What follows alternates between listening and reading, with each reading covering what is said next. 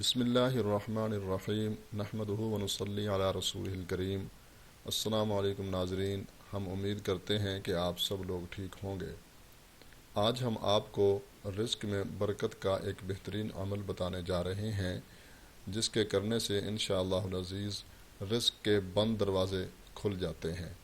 ایسے حضرات جو ہمارے چینل پہ نئے آئے ہیں، ان سے گزارش ہے کہ نیچے بٹن دبا کر ہمارا چینل سبسکرائب ضرور کریں اور ساتھ بیل آئیکن کو بھی پریس کریں تاکہ ہماری تازہ ویڈیو آپ تک پہنچ سکے۔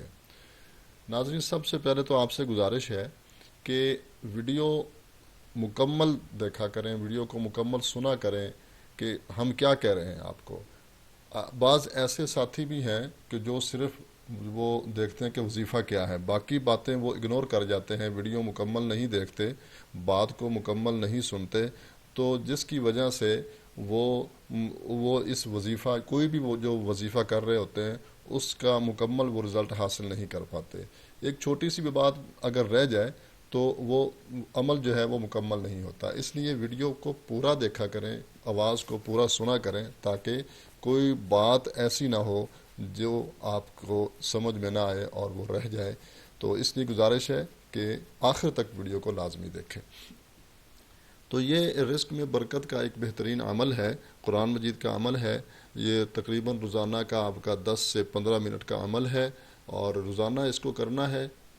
تو ایسے حضرات جو نماز پڑھتے ہیں ان کے لیے تو یہ بہترین وظیفہ ہے، اور انشاءاللہ العزیز چند دنوں میں ہی دیکھیں گے آپ کہ اس عمل کی برکت سے کیسے آپ کے اوپر دروازے اللہ تعالیٰ کھول دیتے ہیں۔ تو چلتے ہیں وظیفے کی طرف۔ آپ نے درود شریف پڑھنا ہے 11 مرتبہ، درود شریف 11 مرتبہ پڑھنا ہے، اور اس کے بعد سورۃ الفاتحہ 1 مرتبہ، اور سورہ علم نشرح 3 مرتبہ، اور سورۃ القدر 11 مرتبہ، اور پھر درود شریف 11 مرتبہ۔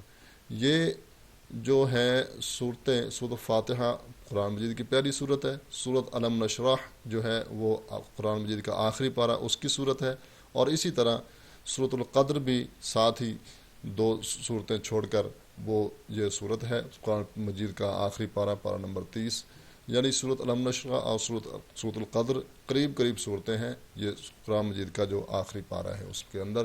تو آپ حضرات اس کو معمول بنا لیں۔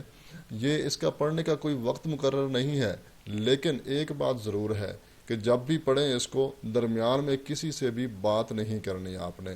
یہ 10 منٹ کا وظیفہ غالباً آپ کا 10 سے 15 منٹ لگیں گے، جیسے جس کی جتنی سپیڈ ہوگی، تو آپ نے درمیان میں کسی سے بات نہیں کرنی۔ اور ساتھ ہی آپ نے ایک عمل یہ بھی کرنا ہے کہ جمعرات یا جمعہ والے دن یا پیر والے دن کوئی بھی چیز آپ جو ہے وہ بچوں میں تقسیم کر دیا کریں۔ اگر خود نہیں کر سکتے تو آپ کسی کے ذمے لگا دیں، یا کسی مدرسے وغیرہ یا کسی بیوہ یتیم مسکین کو کوئی نہ کوئی کچھ نہ کچھ، بے شک وہ 50 روپے ہوں، 100 روپیہ ہو، آپ کی اپنی حیثیت کے مطابق، وہ آپ نے ہفتے میں 1 مرتبہ ضرور یہ عمل کرنا ہے، آپ نے چیز تقسیم کرنے کا یا کسی کی ہیلپ کرنے کا۔